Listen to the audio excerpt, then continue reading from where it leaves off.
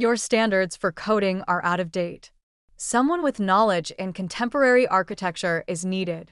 A startled quiet followed Austin's comments as they slashed through the meeting room. My coworkers looked away, as though they were witnessing a public execution. 15 years of commitment were reduced to one humiliating firing in front of the NetSpan Analytics technical team. I maintained a neutral attitude even though I could feel the heat rising to my cheeks. Austin's well-groomed fingers tapped eagerly on the polished oak table as the termination document slid across it towards me. Rather than objecting, I just nodded, picked up the document, and got up from my chair. "Do you have anything to say for yourself, Geraldine?" For the sake of our viewers, Austin inquired, his tone brimming with false worry. Even though my hands were shaking, I said, "No, thank you for the opportunity," in a firm voice. With my head held high, I collected my things, pivoted, and left the meeting room. You can call me Geraldine Knox. I was the senior software architect at NetSpan Analytics in Columbus, Ohio, until 20 minutes ago. I am 53 years old. I had been the backbone of this organization for 15 years, creating the unique database system that supports hundreds of enterprise clients' analytics delivery and client data storage. Memories of working on tight deadlines, troubleshooting crucial systems late at night, and the innumerable breakthroughs that transformed a struggling company into a dominant force in the SaaS sector came flooding back as I packed my stuff into a cardboard box. Every object I put in the box symbolized years of commitment to a business I supported. One of the younger guys I had been mentoring, Douglas, hovered clumsily near my desk. "Geraldine, this isn't right. They can't simply—" "It's okay," I delicately interjected. "Changes occur. Businesses change. But your database architecture is the backbone of everything we do here," he said in a whisper, making sure Austin couldn't hear him. This time, my smile was sincere. "Yes, it certainly is." Prior to his spectacular power move, Austin Merrick was unaware that I had created NetSpan's proprietary database structure under a different consulting arrangement in the early years of the firm. Since they couldn't afford to hire me on a full-time basis at the time, we worked up a contract that made it clear that I would have the architecture's license rights until it was bought outright, which never occurred. I felt strangely at ease as I made my way to the lift, package in hand. Austin was going to discover the consequences of removing the cornerstone without first confirming that it was load-bearing, after I had constructed NetSpan's foundation, brick by brick. I'd been with NetSpan Analytics since before it was even called NetSpan, back in 2008, when James Holloway approached me with his vision for a revolutionary data analytics platform. The company consisted of 3 people working out of a renovated garage. James had the business concept, but needed someone who could build a database architecture capable of handling massive datasets while delivering lightning-fast analytics. "We can't afford to hire you full-time yet," James had admitted during our first meeting. "But I know your work from Trevant Corporation. You're exactly who we need." We drafted a consulting agreement that allowed me to develop the database architecture while maintaining my intellectual property rights. Paragraph 17, subsection C, specified that I retained full licensing rights to the underlying framework unless NetSpan purchased those rights explicitly, a provision James agreed to without hesitation, promising to revisit once they secured their series of funding. As NetSpan grew, that promise faded. Series of funding came and went, followed by Series B, then a successful IPO. James eventually moved on to become chairman of the board, leaving day-to-day operations to a succession of CEOs who knew nothing about my arrangement. The licensing agreement became buried in the company archives, forgotten by everyone except me. I never pressed the issue because I loved my job. I expanded and refined the database architecture over the years, turning it into a seamless system that handled everything from data ingestion to visualization. My work became so integrated into NetSpan's operations that few people understood how deeply my code was embedded in every aspect of the company's offerings. Then Austin Merrick arrived 6 months ago, bringing a wave of disruption with him. At 34, He was the youngest director of engineering in the company's history, recruited from a trendy Silicon Valley startup with promises of modernizing our legacy systems. In meetings, he spoke in a constant stream of buzzwords: microservices, blockchain integration, serverless architecture, while dismissing the robust systems that had served our clients reliably for years. "We need to pivot toward a more agile framework," became his mantra, though he never specified what that meant. I tried to work with him, explaining the elegant complexity of our database structure and how it could be evolved without the risks of a complete overhaul. But Austin saw my caution as resistance, my experience as obstinance. In his eyes, I represented the old guard, a barrier to his vision of transformation. "The tech industry waits for no one, Geraldine," he told me during our last one-on-one meeting, barely looking up from his phone. "Either adapt or get out of the way." I never imagined he'd make the choice for me, but perhaps it was inevitable from the moment he walked through Netspan's doors. The house felt unusually quiet when I arrived home that afternoon. I placed my box of belongings on the kitchen counter and poured myself a glass of wine, then settled into my favorite armchair to process what had just happened. 15 years of my professional life had ended in less than 15 minutes.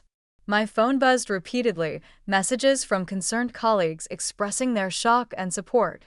I appreciated their sentiment, but wasn't ready to respond. Instead, I opened my laptop and navigated to my personal cloud storage, where I kept copies of all my important documents. The consulting agreement from 2008 was right where I'd left it, alongside meticulous documentation of my intellectual property contributions over the years. I read through the contract again, confirming what I already knew.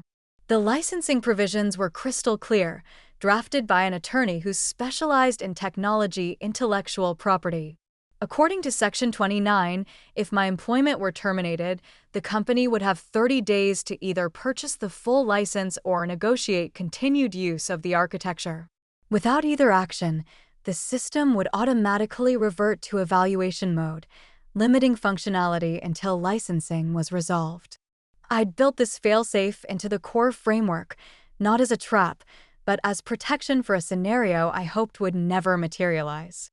The mechanism was documented in the technical specifications I'd submitted to Netspan years ago, though I doubted anyone in the current leadership had read them. My phone rang, displaying James Holloway's name. I hesitated before answering. "Geraldine, what the hell happened?" "I just heard from Patricia in Human Resources." James and I had drifted apart over the years as he focused on board-level responsibilities, but we still maintained a cordial relationship. "Austin decided my services were no longer required," I replied, keeping my voice neutral. "Said my coding standards were obsolete." James swore under his breath. "That's absolute nonsense." "Did you remind him about the licensing agreement?" "No, I didn't. He made his decision quite publicly in front of the entire team. It didn't seem like the appropriate time to bring up contract details." There was a long pause. "Geraldine, you realize what this means for the company?" "I do. Better than anyone." "What are you planning to do?" I took a sip of wine, considering my response. "Nothing, James. Absolutely nothing. The system will do exactly what it was programmed to do when the licensing verification runs on Saturday. I'm simply going to let events unfold naturally." "Austin has no idea, does he?" "He never asked. Never reviewed the architecture documentation. Never consulted with anyone who understood the foundation of the systems he's so eager to replace." I couldn't keep the edge from my voice. "His first big move is scheduled for Saturday morning. A system-wide update that he claims will revolutionize our processing capabilities." "Perfect timing, wouldn't you say?" James sighed heavily. "This is going to be a disaster." "Yes," I agreed. "It certainly will be." After hanging up, I sat quietly, watching the sunset through my living room window. I felt no joy in what was about to happen, only a profound sense of disappointment that it had come to this. Saturday morning, I woke up early, despite having nowhere to be. 15 years of 6 o'clock alarms had conditioned my body to rise with the sun, regardless of circumstances. I made coffee and brought my laptop to the kitchen table, not to check on NetSpan, I didn't need to, but to update my resume. At precisely 7 a.m., Austin's scheduled system update would begin. By 7:30 a.m., when the licensing verification routine ran its regular weekly check, NetSpan's entire platform would grind to a halt. No data queries, no client dashboards, no reports. Just a simple error message: license validation failed. I wondered how long it would take them to understand the problem. The error message was deliberately generic, designed to appear as a routine system check rather than a licensing enforcement mechanism. The technical logs would contain more specific information, but would anyone at NetSpan know where to look? At 7:45 a.m., my phone rang. The caller ID showed Douglas's number. "Geraldine, thank goodness you answered. We're in complete meltdown mode here. Nothing's working." His voice was strained, the background noise suggesting chaos. "What happened?" I asked, feigning ignorance. "Austin pushed his big update this morning, and now the entire system is down. Every client is getting error messages. The support lines are jammed. Austin's blaming the database architecture, saying your code must have failed." Of course he was. I see he's got everyone searching through your documentation, but nobody understands it like you do. Is there any chance? I'm sorry, Douglas, I'm no longer employed by NetSpan. I can't help. My tone was gentle but firm. But you built the system. You're the only one who. Douglas, I interrupted, this isn't your problem to solve. Trust me on that. After hanging up, I took a deep breath. Part of me felt guilty about the junior developers, like Douglas, caught in the crossfire, but they would weather the storm. It wasn't about them. By 9 a.m., the calls were increasing in frequency and desperation. I let most go to voicemail, but answered when I saw James's number. "The board is convening an emergency meeting," he said without preamble. "Austin is trying to paint this as a catastrophic failure of your database architecture rather than a licensing issue." "Does he even understand it's a licensing issue?" I asked. "No, nobody's figured that out yet. They're still treating it as a technical failure." I nodded to myself. They will eventually. The error is logged clearly for anyone who knows where to look. "Geraldine, what do you want out of this? What's your endgame here?" I considered his question carefully. Recognition. Respect.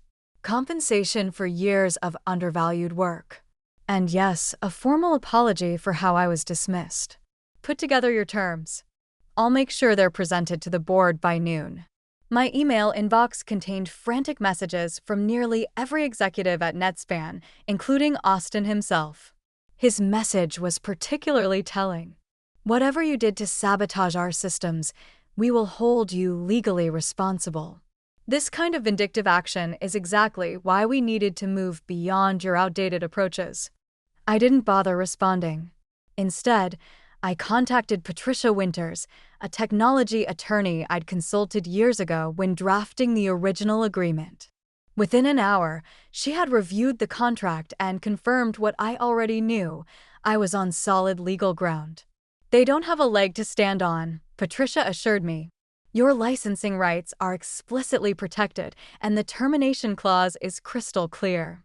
If anything, they're the ones in potential legal jeopardy for using your intellectual property without proper licensing after your termination."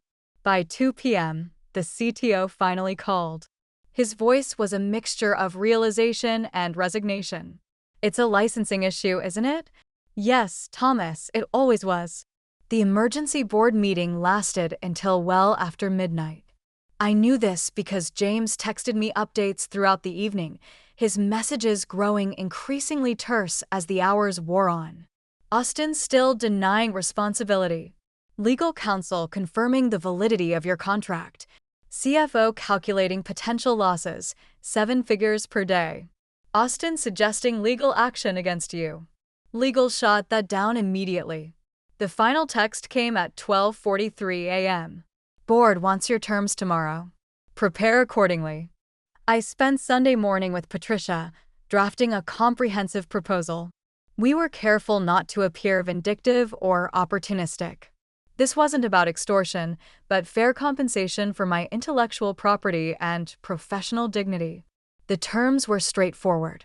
Back payment of $750,000 for unlicensed use of my database architecture since termination. A 2-year consulting retainer at $200,000 annually to ensure smooth transition and knowledge transfer. Full ownership of my intellectual property to be formally acknowledged. A public apology from the board for my improper dismissal. This is entirely reasonable, Patricia assured me, reviewing the document. If anything, you're undervaluing your contribution. At 2 p.m., my doorbell rang. I was surprised to find Thomas Lane, Netspan's CTO, standing on my porch with an uncomfortable expression. The board sent me as their representative, he explained as I invited him in. They felt I might be more welcome than others. We sat in my living room, the tension palpable. Thomas had been with Netspan almost as long as I had, though we'd never been particularly close. He had always been more focused on hardware infrastructure, while I handled the database architecture. I want to apologize personally, he began, his discomfort evident. I should have stepped in when Austin started pushing for your termination. I knew the value of your work, but I didn't fight hard enough to protect it or you. I appreciated his candor, but remained guarded. Thank you for that, Thomas, but I assume you're here for more than just an apology. He nodded, reaching into his briefcase to retrieve a folder. The board has reviewed your terms, and they're prepared to accept them with one modification. He slid a document across the coffee table. They're offering $1.2 million for the back payment instead of $750,000, acknowledging that your initial figure was actually quite conservative given the potential damages. I raised an eyebrow, surprised by the increased offer. And the other terms? Accepted as presented, including the public apology. They'd like to issue it tomorrow morning if possible. I took the document, scanning the terms carefully. Why the rush? Thomas shifted uncomfortably. Every minute our systems remain down costs us approximately $40,000 in lost revenue and potential client damages. We've already lost several major accounts, with more threatening to leave if service isn't restored by morning. And Austin? Thomas's expression darkened. The board has asked for his resignation effective immediately. His decisions created this crisis, and his attempts to blame you afterward only compounded it. James was particularly vocal about holding him accountable. I nodded, feeling a complex mixture of satisfaction and regret. I had never wanted anyone to lose their job. I just wanted proper recognition for my own contributions. What happens now? I asked. If you sign this agreement, I have instructions to immediately implement the licensing key you provide. We can have systems back online within the hour. I studied Thomas's face, noting the dark circles under his eyes and the tension in his shoulders. The entire technical team had likely been working around the clock since Saturday morning. You haven't slept, have you? He offered a weary smile. None of us have. We've been trying every conceivable workaround, but your architecture is remarkably secure. For the first time since my termination, I felt a genuine sense of pride. It was designed that way. Monday morning, I walked into Netspan headquarters, not as a disgraced former employee, but as a valued consultant. The atmosphere was noticeably different. Faces that had avoided eye contact during my humiliating exit now nodded respectfully as I passed. Word travels fast in tech companies, and everyone knew what had happened over the weekend. The systems had been restored Sunday evening after I provided the necessary licensing validation codes. The board's formal apology had been distributed company-wide at 8 a.m., acknowledging my invaluable contributions to Netspan's core technology and expressing sincere regret for the manner of Ms. Knox's departure. It was carefully worded to avoid admitting legal wrongdoing while still giving me the recognition I deserved. I was escorted to the executive conference room where the board members were assembled for a special meeting. James greeted me with a firm handshake, guiding me to a seat that had been positioned at the head of the table, a symbolic gesture that wasn't lost on me. Gentlemen, ladies, James began. addressing the board.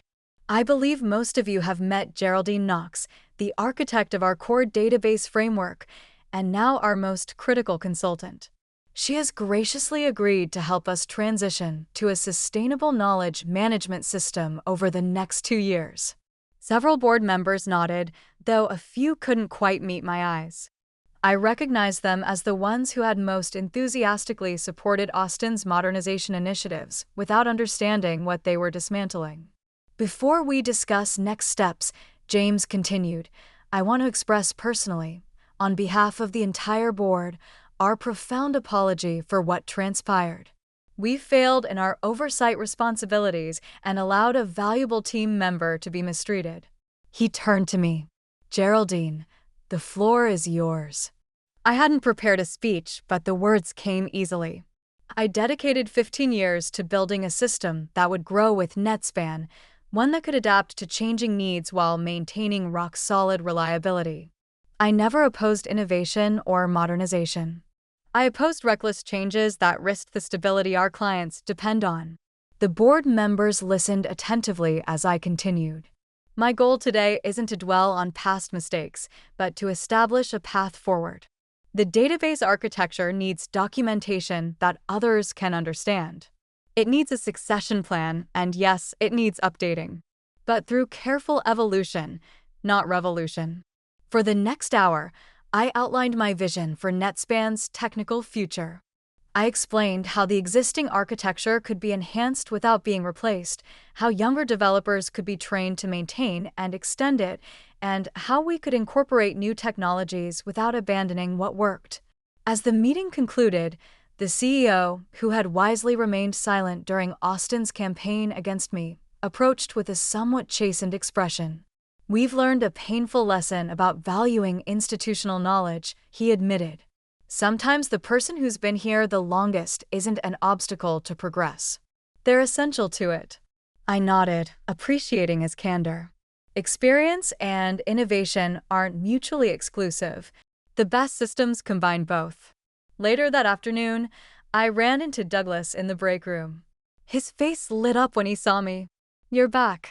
I heard you were consulting, but I'm back, in a manner of speaking, I confirmed with a smile. I'll be around to help with the transition. He lowered his voice. Everyone's talking about what happened. Austin really had no idea about the licensing agreement. He never bothered to ask, never took the time to understand the foundation before trying to replace it. Douglas shook his head in disbelief. That's wow. I can't imagine being that arrogant. It happens more often than you'd think, I replied. The tech industry sometimes values novelty over substance. New isn't always better. Sometimes it's just new. As I walked back toward my temporary office, I reflected on the events that had brought me here. I hadn't sought revenge so much as recognition. Sometimes the quietest coding contains the most powerful safeguards. 6 months into my consulting agreement, NetSpan was thriving again. Client confidence had been restored, and the technical team was stronger than ever, with a renewed appreciation for documentation and knowledge sharing. Austin's replacement, Vanessa Wright, was a pragmatic leader who valued both innovation and stability, a refreshing change from her predecessor's reckless approach. I had established a comprehensive training program for the younger developers, ensuring that my knowledge wouldn't remain siloed. Douglas had shown particular aptitude for understanding the database architecture and was emerging as a natural successor to maintain it after my consulting period ended. The board had maintained a respectful distance, allowing me to work without interference while making it clear that my expertise was valued. James occasionally checked in, our old friendship gradually rekindling as we collaborated on long-term strategic planning. On a Wednesday afternoon, I received an unexpected visitor to my office, Patricia from Human Resources, the same woman who had processed my termination papers 6 months earlier. I brought you something, she said, placing a manila envelope on my desk. It just came through from legal. Inside was a formal document acknowledging my intellectual property rights to the database architecture, now officially licensed to NetSpan under the terms we had negotiated. It was signed by every board member and included a personal note from the CEO. With our deepest appreciation for your contributions and our sincere apologies for failing to recognize them sooner. It was more than just a legal document. It was validation of 15 years of work, of countless late nights and weekends sacrificed to build something lasting. As I rubbed my fingertips across the embossed business seal, I thought back to the early days of NetSpan, when the firm consisted of only 3 individuals with a big goal and a garage. Thank you, Patricia. Your code standards are outdated. We need someone who knows about modern architecture. Austin's remarks sliced through the meeting room, followed by a stunned silence. My colleagues turned their heads away, as if they were seeing a public execution. One embarrassing dismissal in front of the NetSpan Analytics technical staff equated to 15 years of dedication. Even though I could feel the heat rising to my cheeks, I kept a neutral demeanor. The termination document slid across the polished wood table towards me, and Austin's well-manicured fingers tapped anxiously. Instead of protesting, I simply nodded, grabbed the paper, and stood up. Do you have anything to say for yourself, Geraldine? Austin asked, his voice full of false concern for the sake of our audience. No, thank you for the opportunity, I responded firmly, despite my trembling hands. Head held high, I gathered my belongings, turned, and walked out of the conference room. My name is Geraldine Knox. Up until 20 minutes ago, I was the senior software architect for Columbus, Ohio's NetSpan Analytics. My age is 53. For 15 years, I served as the foundation of this company, developing the special database system that facilitates the preservation of client data and the supply of analytics to hundreds of business clients. As I packed my belongings into a cardboard box, memories of working under pressure, debugging important systems late at night, and the countless innovations that turned a failing business into a dominant force in the SaaS industry came flooding back. Each item I placed in the box represented years of dedication to a company I backed. Douglas, a young man I had been mentoring, awkwardly hovered close to my desk. This isn't right, Geraldine. They can't just. It's okay, I interrupted tactfully. Things change. Although businesses evolve, he whispered, but your database architecture is the backbone of everything we do here, so Austin wouldn't hear. My smile was genuine this time. Yes, it certainly is. Austin Merrick didn't know that I had developed NetSpan's proprietary database structure under a separate consultancy agreement in the early years of the company until his stunning power maneuver. We negotiated a deal that said that I would retain the architecture's license rights until it was purchased entirely, which never happened because they couldn't afford to engage me on a full-time basis at the time. As I walked to the lift, parcel in hand, I felt oddly relaxed.